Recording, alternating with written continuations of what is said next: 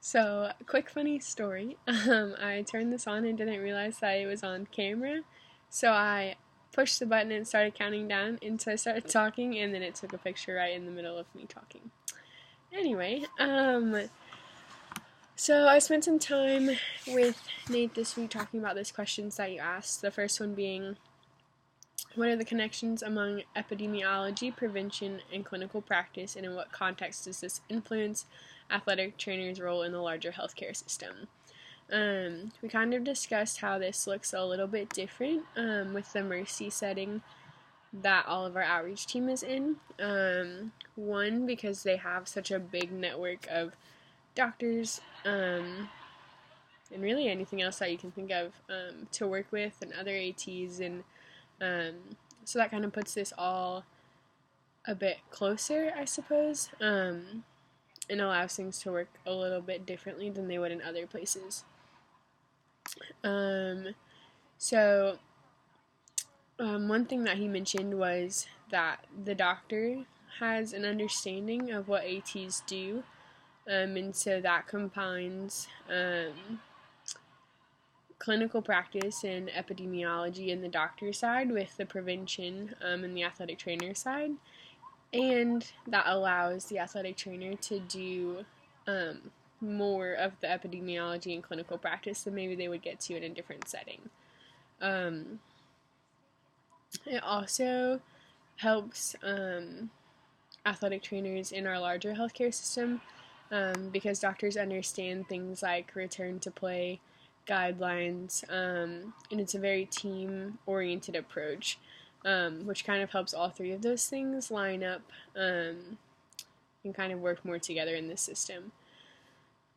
On a different kind of note, though, we talked about how in the high school setting in general, epidemiology is not necessarily something that at least Nate works with a lot. It's more so of a research side. So he was a little like, I don't really know how that fits in all of this. But we did talk a little bit about how the more so that an injury occurs, the easier it is for an athletic trainer to understand what to do with it, and to know how to treat the patient without it like becomes second nature, like they don't have to think about it anymore. And so that kind of gets into the clinical practice as well as epidemiology. Things like ankle sprains, like an AT can treat an ankle sprain like nobody's business because they see it all the time, but things like pneumothoraxes or I don't know what else, but there's just other things that they don't see as much, so then they have to dive back into that epidemiology and that research portion, and maybe relearn some of those things. Oh goodness, I don't know if you can see that popped up, probably not. So we also talked about how knowing a firm basis of epidemiology, even though it's not necessarily required of an athletic trainer, gives us a break to calling the doctor every single time something happens. So maybe you have an athletic trainer who has an overseeing physician, and they don't have a really great background in epidemiology, and so they're just constantly referring to that physician to check what they're doing and to check their understanding and to check and make sure this is right and whatever. But our doctors empowering our ATs to have that basis of epidemiology gives the doctor a break, it gives the AT a break from consistently calling the doctor, and it allows them to work more as a team because the doctor knows they can trust the AT knows that they have this guidance, and so it works out to be something pretty great, actually. We talked a little bit about how the three, epidemiology, prevention, and clinical practice, are intertwined more so than they are independent.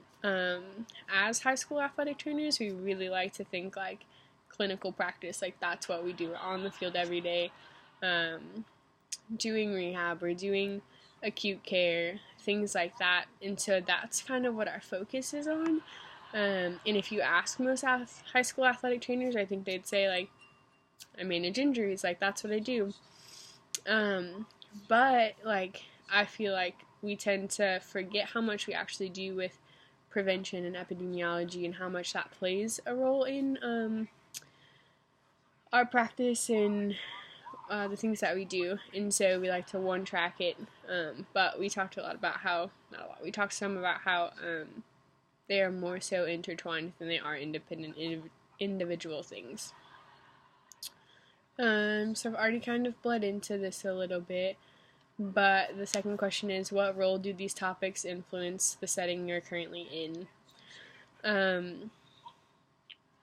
So even though they are more intertwined than independent, prevention and clinical skills are something that we use way more in the high school level, or as I said before, something that we focus on more.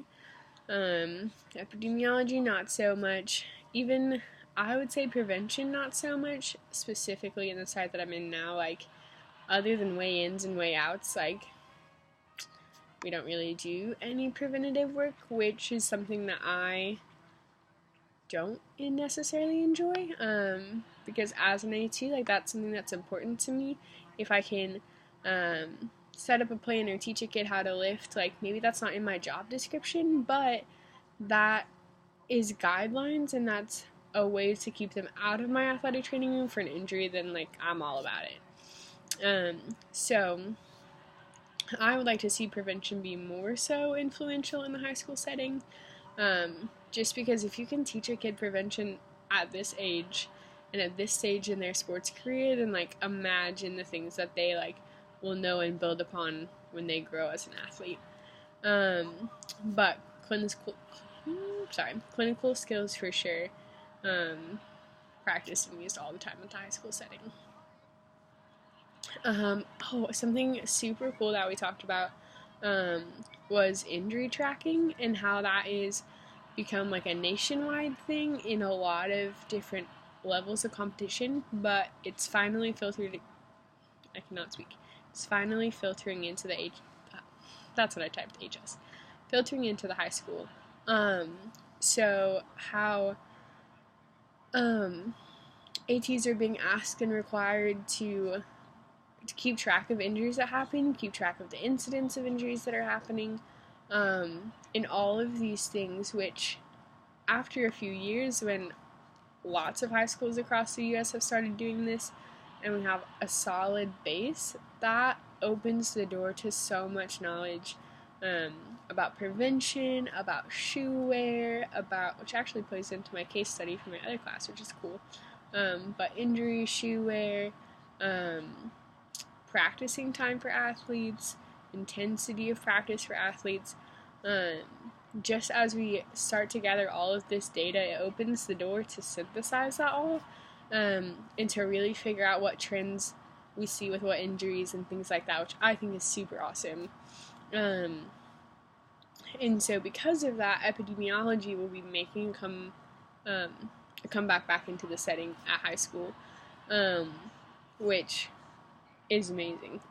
And so this conversation with Nate made me really excited for my future, because the high school setting is where I want to be. So seeing where the high school's at now with epidemiology, prevention, and clinical care, and then, like, seeing where that's moving in the next year or so, but then, like, seeing the possibilities and, like, what I can do, knowing all of these things going into my setting, like, whew, makes me so excited.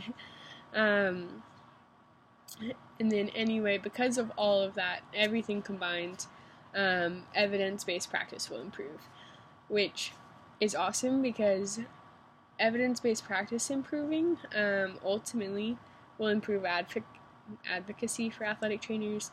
If we can support everything that we're doing with evidence, like, hello, duh. And so I think that it's moving in a really neat trend, and I can't wait to see where it goes. And also, it was a really neat conversation that I got to have with Nate, to kind of see where he was at and what he understood. Like, he was a little more like, yeah, we do prevention, like, that's what yeah. And I was like, no, we don't. And so it was kind of neat to see, like, our discourse in that. Like, he believed one thing and I believed another as an outsider watching him practice. And not in a bad way, but I think it was good for both of us. And so, yeah, I think that's good. I think I answered all the questions. If you have any questions, let me know. I will answer anything further. But that's all I have. Thanks.